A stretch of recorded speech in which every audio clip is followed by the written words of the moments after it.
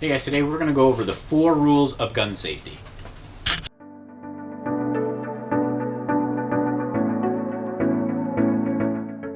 Okay guys, so there are 4 firearms rules that are accepted widely all over the world that will keep you safe while using and handling firearms. So the first is always treat every firearm like it is loaded.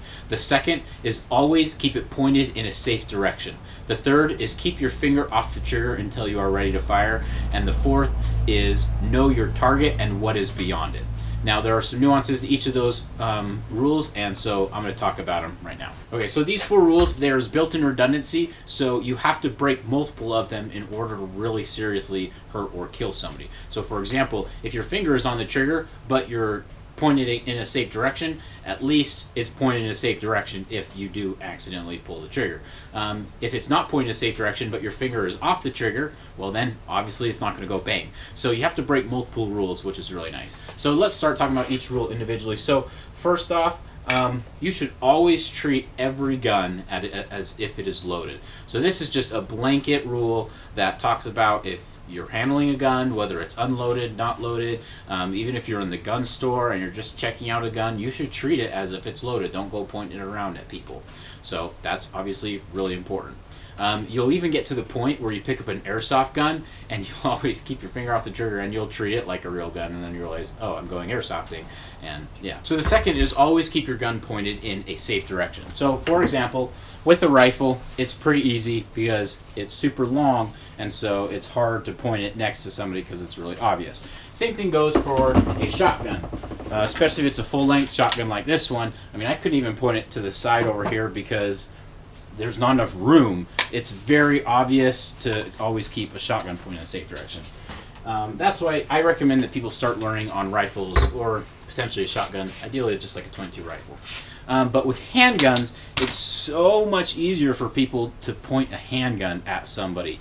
And I probably get a handgun every time I go with somebody who's not experienced. Even people who think they're experienced, I'll usually get their handgun pointed at me at least once because they really don't know what they're doing. You should watch the video I posted a few weeks back. I'll put a link here that says that you probably don't know anything about guns. So with handguns, people will often empty a mag and point it to the side. Now they're pointing it downrange. Often when they're done shooting and it locks back, they will just turn and like swipe everybody with their muzzle. Literally this last weekend I was shooting with a buddy, and yep, I mean, I saw it was clear, I saw it was open, I saw he was out, but his gun was pointed straight back at me, so that was great. So it's much more difficult to keep good muzzle discipline with a handgun. So that's why whenever I'm teaching somebody about handguns, when they're first shooting it for the first time, I'll even put 1 round in it, have them shoot down range, and then 2 rounds, get a feel for it, and then they'll do more. And I'm just watching them the whole time to make sure they're not pointing at somewhere stupid. So to imagine kind of how this is doing, and I've been pointing it, assuming that is downrange. So to visualize this, I like to put something in the muzzle to really emphasize the direction that this is pointed. And obviously, guys, if you can't tell, this is a fake gun. So this goes to show, like, when you're pointing it around, or you go to like reload it and you're pointing at your buddy next to you, or you're loading it for the first time, you're pointing at somebody, or you're just turning really easy, you know, and you're pointing it all over the place, it really shows you need to pretend like this is just a laser beam that's going to destroy everything in its path. And you always need to keep this pointed in a safe direction, and it's really hard with handguns, so practice it next time you're at the range. Ideally somebody who knows what they're doing. Okay, the third rule, and you notice that I've been following it just out of habit even on this trainer gun, is you always keep your finger off the trigger until you're ready to fire. Everybody, and I mentioned this in a couple videos back, everybody will pick up a gun and they'll just go and put their finger right on the trigger. It's just habitual with your Nerf guns, airsoft guns, whatever your squirt guns. You just grab it, your finger's just always on the trigger because that's where it lives. With real guns, you have to change that mentality, and your finger just always needs to be off the trigger. So the other rule where people will point pistols at people or at me accidentally, that's when I see a fair amount. But fingers on triggers is one that I probably see the most, where people just are always picking up their gun with their finger on the trigger. You just need to always just get into that habit, drill it into your head to keep your finger off the trigger. Okay, so the very last one is to be sure of your target and what is beyond it. And I like to add a little bit more of what is between you and it, and the type of target that you're shooting.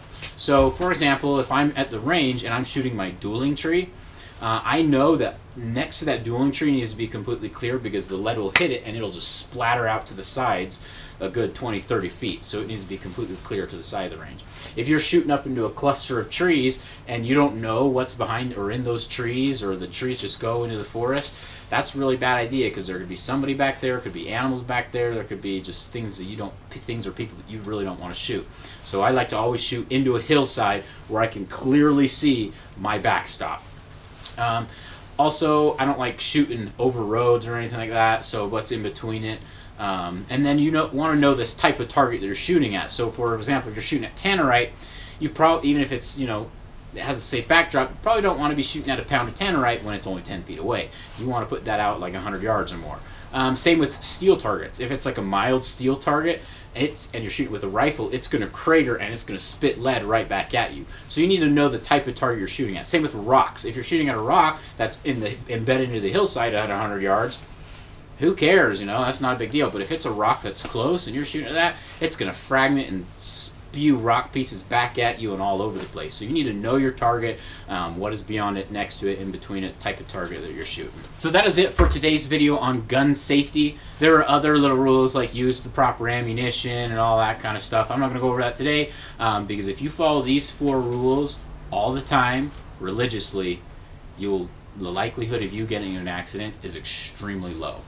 So again, they are: always treat it like it's loaded, always keep it pointed in a safe direction, keep your finger off the trigger until you're ready to fire, and know your target and what is beyond it. Okay guys, if you have any other safety comments or thoughts, please put those in the comments below. Okay guys, thanks for watching.